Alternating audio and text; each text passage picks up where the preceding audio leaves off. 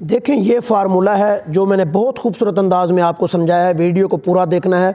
याद रखिए, जब तक आपके बच्चे के दिमाग में शक्लें नहीं बनेंगी, बच्चा कभी भी खूबसूरत नहीं लिख पाएगा।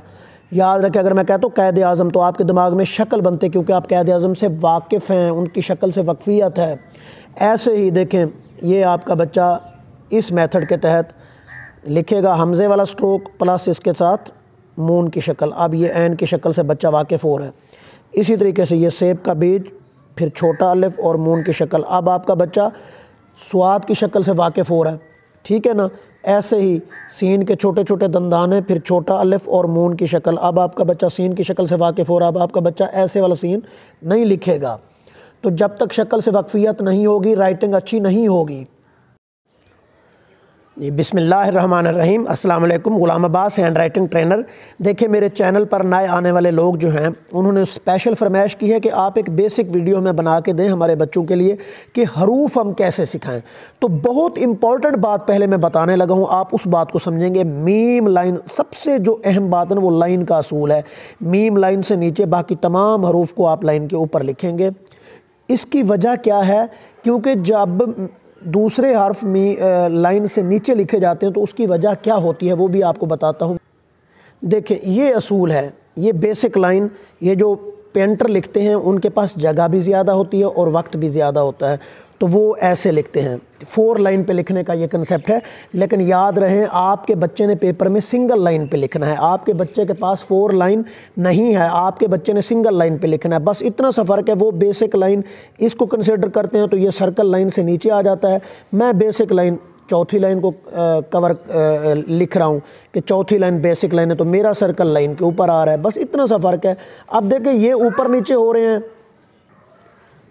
ये देखें, ये लाइनें जो है ना, ये ऊपर नीचे हैं। यहाँ पे ये सर्कल नीचे आ रहा है। जब ये बच्चा सिंगल लाइन पे लिखता है तो बहुत डिस्टर्ब हो जाता है। इस जगह पे जब बच्चा सिंगल लाइन पे लिखता है तो तमाम हरूफ लाइन के ऊपर आते हैं और ख़ूबसूरती नज़र आती है वाज़े। देखें, यहाँ पे आप देखें, ये बच्चा लाइन के ऊपर जब लिखेगा तो बहुत खूबसूरत अंदाज में लिखेगा। जो ही बच्चा लाइन से नीचे उतरेगा तो देखें, ये कंडीशन आ जाती है। कभी बच्चा लाम को इतना नीचे ले आता है तो स्वाद के सर्कल को इतना नीचे ले आता है, ठीक है। आइन के सर्कल को इतना नीचे आता है और सीन के सर्कल को इतना नीचे ले जाता है। आप बच्चे को कैसे बताएंगे कि सर्कल इतना नीचे, बराबर नीचे लेके आना है आपने सर्कल को ऐसे? तो ये बच्चे के लिए मुश्किल हो जाती है ये बात। दूसरी बात ये है कि ये देखिए, हर लाइन का प्रॉपर एरिया है। ये लाइन है ना, इसका ये प्रॉपर एरिया है, ये वाला। अब देखिए, मैं बच्चों से कहता हूँ सतह लिखें, बच्चे यहाँ से ऐसे करते हैं और इधर आके ऐसे कर देते हैं। हालांकि ये ऊपर जगह खाली पड़ी है। अगर बच्चा यहाँ से शुरू करे, अगर बच्चे को आप ये कंसेप्ट दें कि ये सारी जगह इसी लफ्ज़ की है, तो ये बहुत प्यारा लगेगा। अगर स्वाद को यहाँ से शुरू करे तो ये अच्छा होगा।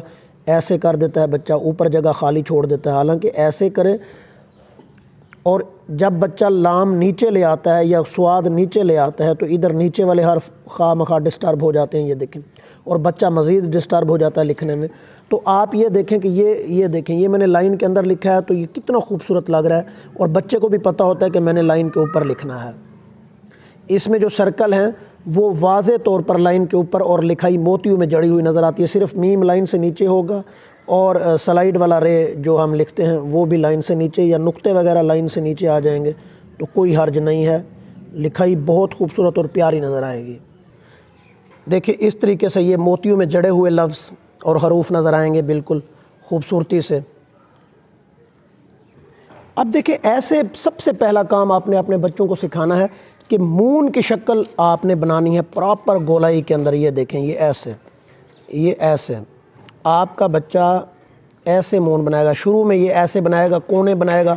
आपने उसे कहना है कि बेटा ये गोलाई में ये चीज़ आप लेके आएँ। ये देखिए, इधर से भी, लेफ़्ट से भी और राइट से भी ये गोलाई में लेके आएँ। तो आधे से ज़्यादा हरूफ जो ना वो गोलाई वाले हैं। तो फिर ये देखें, ये सारे हरूफ, अगर मून की गोलाई ठीक होगी तो ये हर्फ बहुत प्यारे और ख़ूबसूरत नज़र आएंगे। अब मैं आपको समझाने लगा हूँ बाकायदा तौर पे।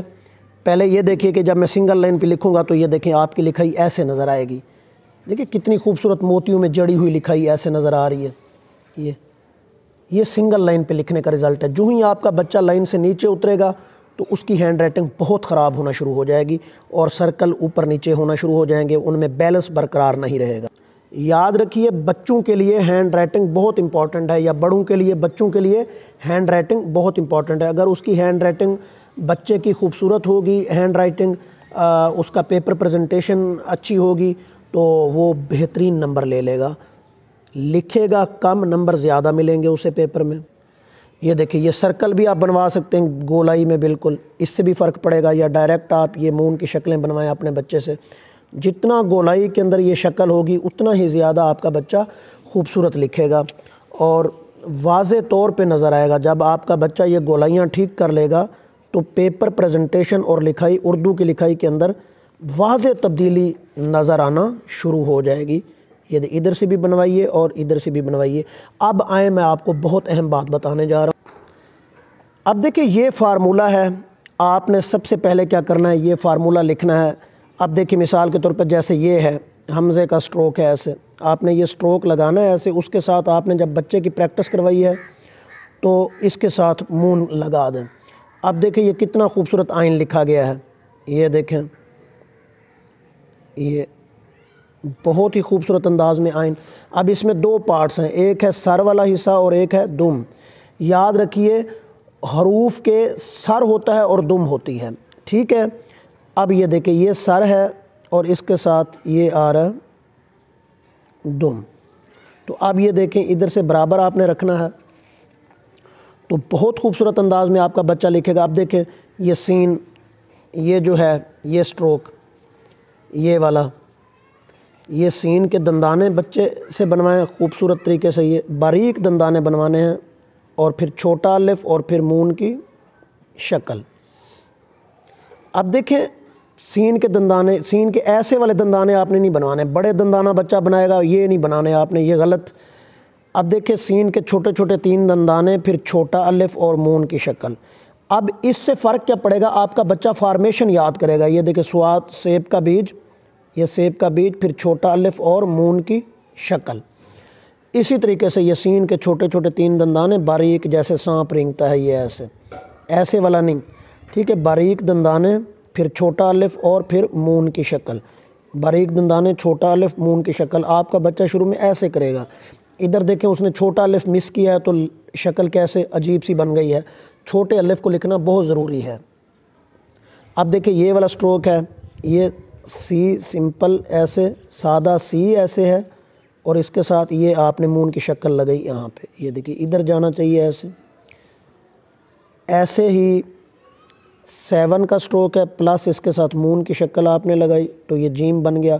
ये हमज़े वाला स्ट्रोक और इसके साथ मून की शक्ल लगाई, आइन बन गया। अब ये सेब का बीज है, छोटा अलिफ और मून की शक्ल। इसी तरीके से ये अलिफ है और ये साथ बोट की शक्ल है और ये काफ की कशक है। ऐसे ही ये सेब का बीज है, प्लस ऊपर बड़ा अलिफ है, तो तोय बन गया। ये एक सेब का बीज, थोड़ा सा आगे करके एक और सेब का बीज, तो ये 2 चश्मी हे बन गई। अब आपका बच्चा मुंह से बोल के बताएगा कि सीन कैसे लिखा जाता है। सेब, सीन, छोटे छोटे दंदाने, छोटा अलिफ और सेब का बीज। अब यहाँ पे मैं एक बात कहता हूँ, मुसव्विर जब तस्वीर बनाता है तो तस्वीर पहले उसके दिमाग में बनती है, हाथों से वो ट्रांसफ़र करता है। अगर जो मुसव्विर है तस्वीर हाथों से बनाता तो जिन जिन के पास हाथ है सब तस्वीरें बना लेते। इसका मतलब है तस्वीर हाथ से नहीं बनती, तस्वीर कहाँ बनती है, दिमाग में। जितनी मजबूत दिमाग में शक्ल होगी उतनी ही खूबसूरत तस्वीर बनेगी। जैसे मैं कहता हूँ ना, प्याली, तो पहले प्याली की शक्ल बनती है, तो जितनी मजबूत शक्ल प्याली की होगी उतना ही खूबसूरत उसका कंसेप्ट भी बच्चे के दिमाग में होगा। अब देखिए, अगर मैं कहता हूँ कायदे आज़म, तो दिमाग में कायदे आज़म की तस्वीर बनती है। अब देखें, बच्चा तस्वीर कैसे क्यों बनाता है, क्योंकि वो वाकिफ़ है प्याली से, कायदे आज़म से, अल्लामा इकबाल से, वो उस शक्ल से वाकिफ़ है। अगर मैं कोई और शक्ल का नाम लेता हूँ, जैसे कोई और ऐसे अजीब सा नेम जो आपने ना सुना हो, ठीक है ना, तनासुब साहब या मरासिब साहब या मुकर्रम साहब। अब ये नेम आपके लिए जो है ना, आपके बच्चे के लिए, ये आपने कभी किसी आदमी के नेम नहीं सुने होंगे, तो उनकी शक्ल भी दिमाग में नहीं बनेगी। तो जब दिमाग में शक्ल नहीं बनेगी तो वो तस्वीर वाज़े तौर पे नहीं आएगी। अब सेब, स्वाद का जो है ना, सेब का बीज, फिर छोटा अलिफ और मून की शक्ल। अब आपका बच्चा इस शक्ल से वाकिफ़ हो रहा है, उसे पता है कि जब मैं इसको ऐसे करूँगा तो इधर मिस हो जाएगा छोटा अलिफ।